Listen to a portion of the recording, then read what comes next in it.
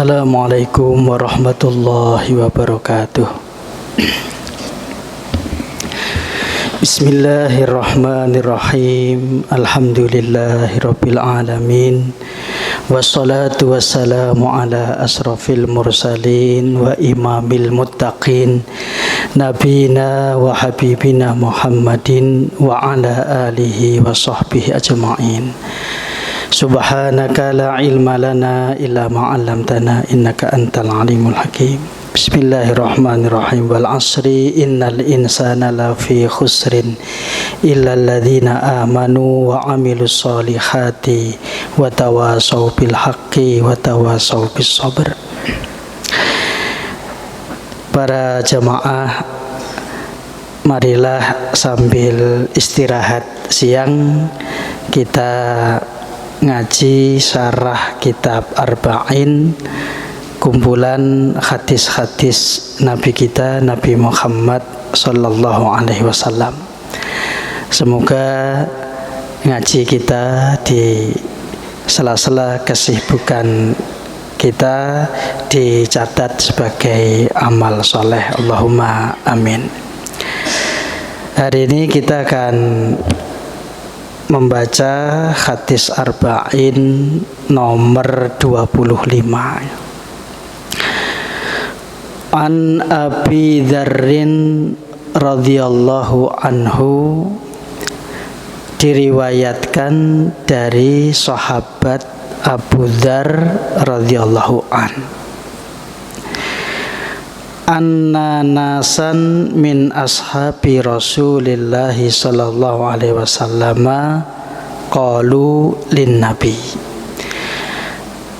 Beberapa orang dari sahabat Rasul berkata kepada Nabi. Mereka yang berkata kepada Nabi ini adalah sahabat-sahabat muhajirin yang fakir, jadi kondisi ekonominya kurang bagus. Mereka berkata kepada Rasul, ya Rasulullah, dhahaba ahlud dusuri bil ujur. Wahai Rasul, sahabat-sahabat kami, kawan-kawan kami yang kaya, yang keadaan ekonominya bagus, itu menghabiskan pahala-pahala. Yusalluna kama nusalli, mereka sholat seperti kami sholat. Wa yasumuna kama nasumu, mereka mengerjakan ibadah puasa sebagaimana kami juga mengerjakan ibadah puasa. Berarti kawan-kawan kami ini dengan kami itu sama-sama melakukan ibadah badaniyah, ya sama-sama sholat, ya sama-sama puasa. Tapi wa yatasaddaquna bifuduli amwalihim, tetapi mereka bisa sedekah dengan kelebihan harta mereka. Karena keadaan ekonominya bagus, maka mereka bisa beramal sedekah karena hajat hidupnya yang primer sudah terpenuhi. Sedangkan kami itu tidak bisa melakukan seperti mereka. Ini kan berarti mereka kawan-kawan yang keadaan ekonominya bagus itu menghabiskan pahala-pahala. Kami tidak bisa melakukan seperti itu. Ini yang seperti ini kalau istilahnya ulama akhlak itu ghibthah. Jadi bukan hasad, bukan dengki, tapi ghibthah. Jadi ingin berlomba-lomba dalam melakukan amal soleh, sehingga kalau ada kawannya yang bisa beramal soleh lebih bagus daripada mereka, mereka menginginkan seperti itu. Itu istilah ulama akhlak adalah ghibthah. Qala, lalu Nabi bersabda, awalaisa qad ja'alallahu lakum ma tasaddaquna, bukankah Allah telah menetapkan untuk kalian apa yang bisa kalian sedekahkan yang bukan berbentuk harta. Berarti Nabi memberikan pengertian sedekah yang bersifat umum. Sehingga Nabi mengatakan kepada mereka, jadi bukankah Allah juga sudah memberikan kalian satu ketetapan bahwa kalian juga bisa bersedekah yang bukan berbentuk harta. Sedekah itu memang kalau kita baca di dalam Al-Quran, maknanya itu adalah mendermakan harta. Bentuknya adalah harta, baik sedekah yang wajib, zakat, maupun sedekah yang sunnah. Itu yang dipahami oleh sahabat-sahabat muhajirin, sehingga mereka mengatakan, kami tidak bisa bersedekah sebagaimana kawan-kawan kami yang ekonominya lebih baik daripada kami. Nah, di sini Nabi kemudian membukakan satu pengertian bahwa ada sedekah yang bukan berbentuk harta. Oh, berarti Nabi itu memberikan pemahaman, jadi sedekah jadi yang bentuknya bukan harta, yaitu sedekah yang sifatnya umum. Kemudian Nabi mengatakan, inna bikulli tasbihatin shadaqah. Jadi setiap ucapan tasbih yang kalian ucapkan itu adalah sedekah. Wa kulli takbiratin shadaqah, wa kulli tahmidatin shadaqah, wa kulli tahlilatin shadaqatan. Jadi tasbih itu sedekah, takbir itu sedekah, tahmid itu sedekah, tahlil itu sedekah. Berarti zikir-zikir yang diucapkan itu bagi orang yang tidak memiliki kecukupan harta untuk sedekah harta, itu bagi mereka adalah sedekah. Di hadis yang lain Nabi kan juga menyebut kullu ma'rufin sedekah. Setiap perbuatan yang baik itu adalah sedekah. Bahkan ketika Umar bin Khattab itu bertanya kepada Nabi tentang ayat mengqashar salat, kata Umar, bukankah waktu turunnya rukhsah mengqashar salat itu kita dalam keadaan perang? Sekarang kita sudah dalam keadaan aman. Apa kita tetap bisa mengqashar salat ketika bepergian? Terus kemudian Nabi menyebut shadaqatun. Itu adalah sedekah yang diberikan Allah kepada kalian, maka terimalah sedekahnya. Hadis-hadis itu memberikan pengertian bahwa di dalam ajaran Islam, di dalam sunnah Nabi Muhammad, amal soleh sedekah itu ada yang bersifat khusus, ada yang bersifat umum. Kalau mendermakan harta itu adalah sedekah makna khusus, sedangkan melakukan berbagai macam kebaikan, bahkan termasuk orang itu berzikir, itu adalah sedekah dalam maknanya yang umum. Sehingga kita sampai sekarang kaum muslimin itu sudah punya pengertian umum bahwa sedekah itu bisa berbentuk yang bukan harta. Itu dari pengajaran langsung dari Nabi Muhammad SAW. Terus kemudian Nabi melanjutkan wa amrun bil ma'rufi shadaqah wa nahyun 'anil munkar shadaqah. Amar ma'ruf ya shadaqah, nahi munkar juga shadaqah. Kalau zikir tadi itu sedekah yang kembali kepada dirinya sendiri, sedangkan amar ma'ruf nahi mungkar adalah sedekah yang manfaatnya untuk orang lain. Kalau zikir tadi berarti karena manfaatnya untuk diri sendiri, berarti mensedekahi diri sendiri. Terus kemudian kalau amar ma'ruf mengajak kepada ketaatan, amal soleh, dan nahi mungkar, mencegah kemungkaran, adalah sedekah yang manfaatnya untuk orang lain. Setelah dijawab oleh Nabi demikian dengan memberikan pengertian bahwa orang yang tidak memiliki kecukupan harta tetap bisa sedekah dengan amal-amal soleh yang lain, maka sahabat-sahabat tadi menjadi tentram hatinya. Berarti mereka tetap bisa falyatana fasil mutanafisun. Itu seperti di Quran, tetap bisa berlomba-lomba dengan kawan-kawannya beramal soleh, tentu sesuai dengan keadaan mereka. Mereka pun juga bisa sedekah meskipun tidak dalam bentuk harta. Itu sahabat sudah tenang batinnya gitu. Ini memang berbeda. Jadi Nabi kita itu bijak. Nabi itu tidak kemudian mengatakan karena itu kamu harus kaya, tidak.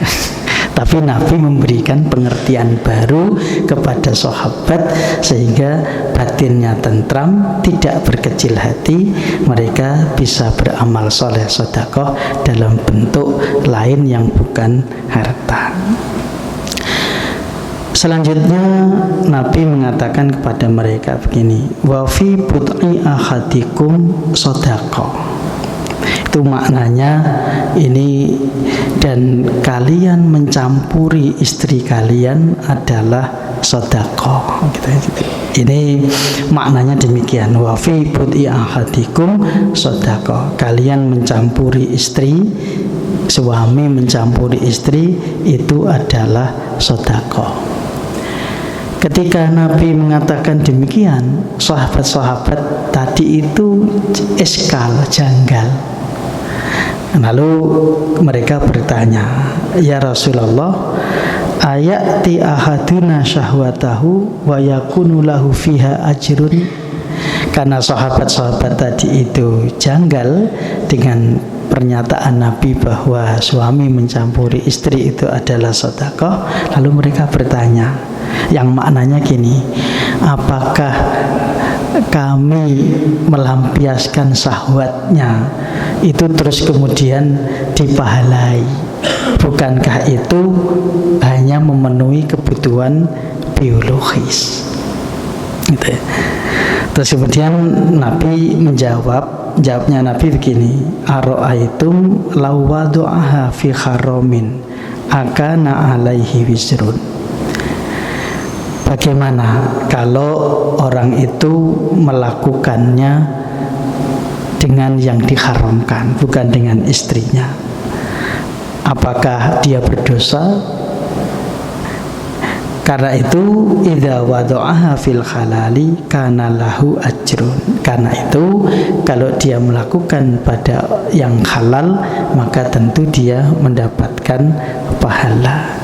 Ini Nabi Muhammad memberikan jawaban dengan cara analogi atau kias.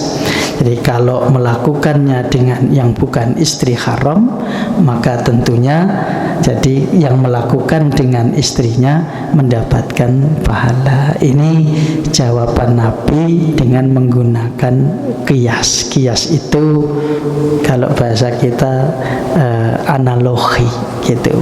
Analoginya tapi ini kias yang sebaliknya.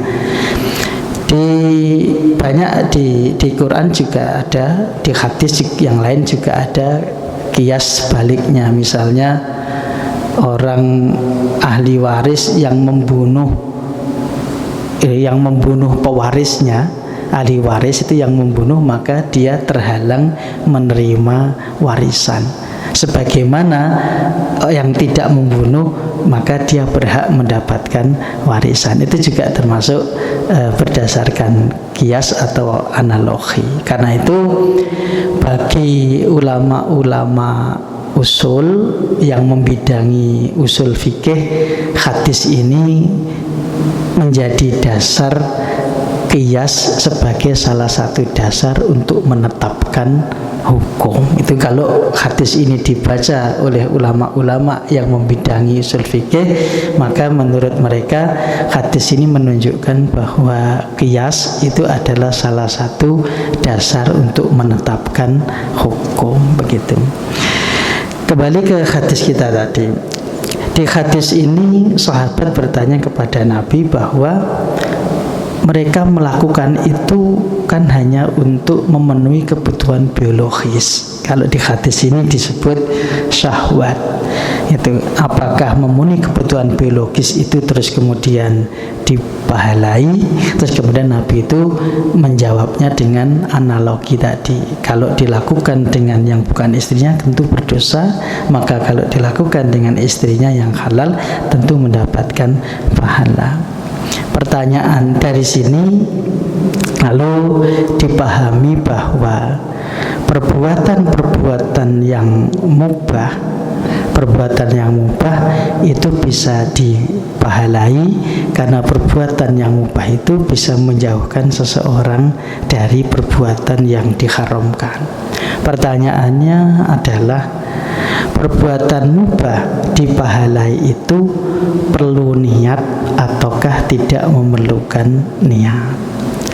Sebagian ulama berpendapat perbuatan mubah yang dipahala itu kalau disertai dengan niat. Misalnya tadi mencampuri istri, kalau diniatkan untuk memenuhi hak istri, kemudian diniatkan untuk memperoleh keturunan, atau diniatkan untuk menjaga kehormatan diri, maka perbuatan mubah tadi dipahalai jika disertai dengan niat. Tapi ulama yang lain punya pandangan berbeda. Menurut yang lain, perbuatan mubah dipahalai tidak harus disertai niat. Tanpa disertai niat pun perbuatan tadi tetap dipahalai, meskipun maksudnya adalah syahwat memenuhi kebutuhan biologis. Alasannya adalah di dalam hadis yang lain Nabi itu juga menyebutkan inna fi nafsika alaika haqqan. Sungguh dirimu itu mempunyai hak yang harus engkau penuhi. Berarti itu adalah perintah kepada setiap orang Islam supaya memenuhi yang menjadi kebutuhan dirinya. Salah satu kebutuhan suami adalah kebutuhan biologis. Karena diperintah untuk memenuhi kebutuhan dirinya, meskipun tidak disertai niat, hanya sekedar melampiaskan syahwat kebutuhan biologisnya, itu tetap dipahalai. Itu alasan ulama yang berpendapat meskipun tanpa disertai niat, perbuatan mubah itu dipahalai karena bisa menghindarkan dari yang haram, lebih-lebih jika itu untuk memenuhi kebutuhan diri sendiri. Sebagai tambahan, di dalam agama Islam, halal dan haram itu adalah hukum ta'abudi. Halal haram itu hukum ta'abudi, artinya orang Islam itu beribadah kepada Allah dengan mematuhi hukum tersebut. Makanya hukum halal haram bagi orang Islam adalah hukum ibadah, karena orang Islam mematuhi halal haram, memakan yang halal, memakan menjauhi yang haram. Itu termasuk ibadahnya orang Islam. Tidak hanya sholat, puasa dan sebagainya, zikir, tapi memakan yang halal, melakukan yang halal, menjauhi yang haram, itu juga termasuk ibadahnya orang Islam.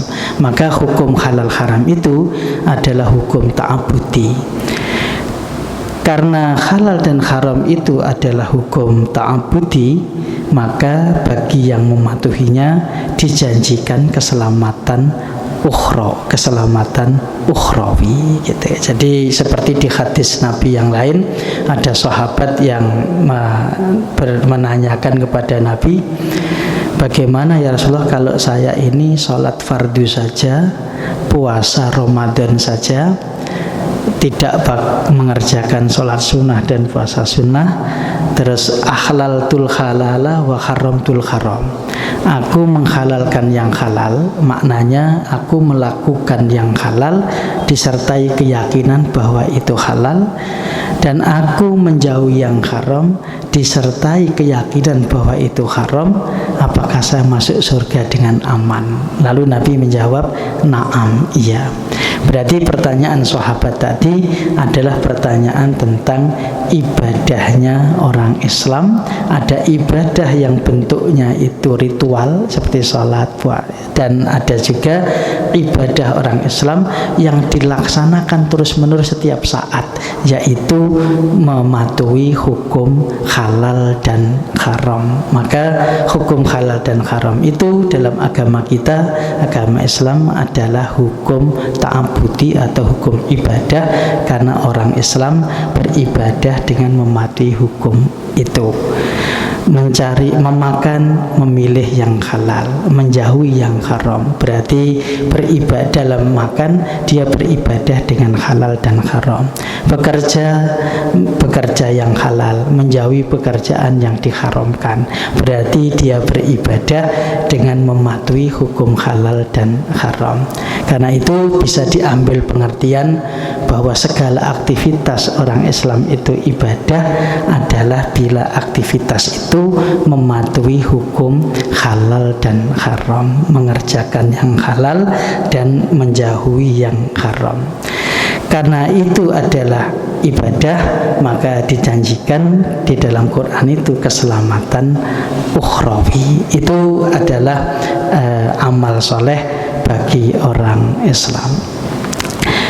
Hadis kita ini, bapak-bapak, ini berarti berbicara tentang 3 hal.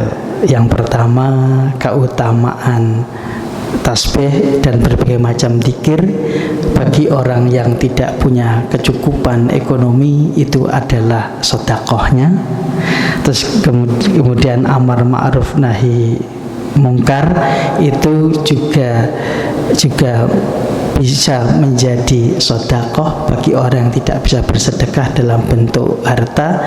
Termasuk juga kalau demikian ngulang ngaji dan menghadiri ngaji, itu juga termasuk sedekah yang bentuknya bukan harta. Kemudian yang berikutnya, hadis ini juga berbicara tentang jadi bahwa perbuatan mubah yang dilakukan oleh orang Islam, meskipun itu untuk memenuhi kebutuhan dirinya, karena dilakukan dengan mematuhi hukum halal dan haram, akan dipahalai sebagai ketaatan, dan itu adalah sedekahnya. Hadis ini rawahu Muslim, diriwayatkan oleh Imam Muslim, jadi terkodifikasi di dalam Sahih Muslim. Demikian hadis Nabi kita, ini pengajaran Nabi kita kepada umatnya, bagaimana umat Islam itu melakukan amal soleh. Karena perbuatan baik yang dilakukan oleh orang Islam itu statusnya adalah amal soleh, itu, dan akan dipahalai sebagai amal soleh. Berbeda dengan non muslim, orang kafir kalau melakukan kebaikan, perbuatannya hanyalah amal khair, amal kebaikan, ya ada ganjarannya, tapi ganjarannya tidak seperti amal soleh.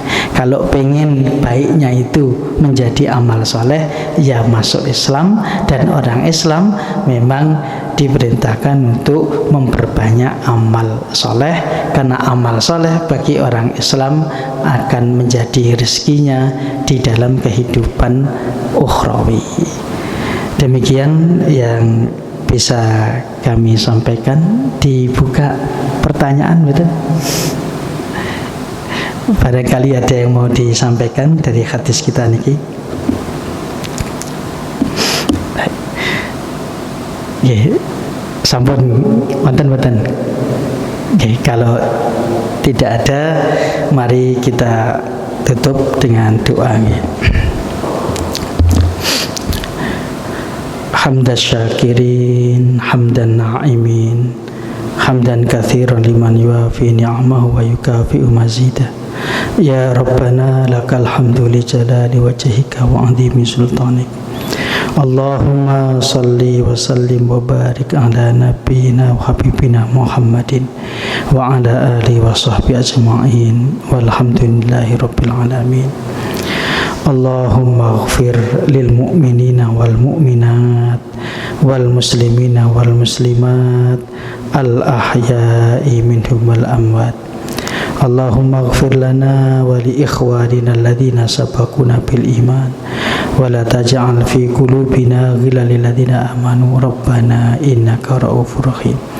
Allahumma rabbana la tuzigh qulubana ba'da idh hadaitana wa hab lana min ladunka rahmah innaka antal wahhab. Allahumma rabbana taqabbal minna innaka antas samiul alim wa tub 'alaina innaka antat tawwabur rahim. Allahumma rabbana atina fid dunya hasanah wa fil akhirati hasanah wa qina adzabannar wa adkhilnal jannata ma'al abrar ya aziz ya ghafar ya rabbal alamin. Subhana rabbina rabbil izzati amma yasifun wa salamun al mursalin walhamdulillahi rabbil alamin. Subhanakallahumma bihamdika asyhadu an la ilaha illa anta astaghfiruka wa atubu ilaik. Assalamualaikum warahmatullahi wabarakatuh.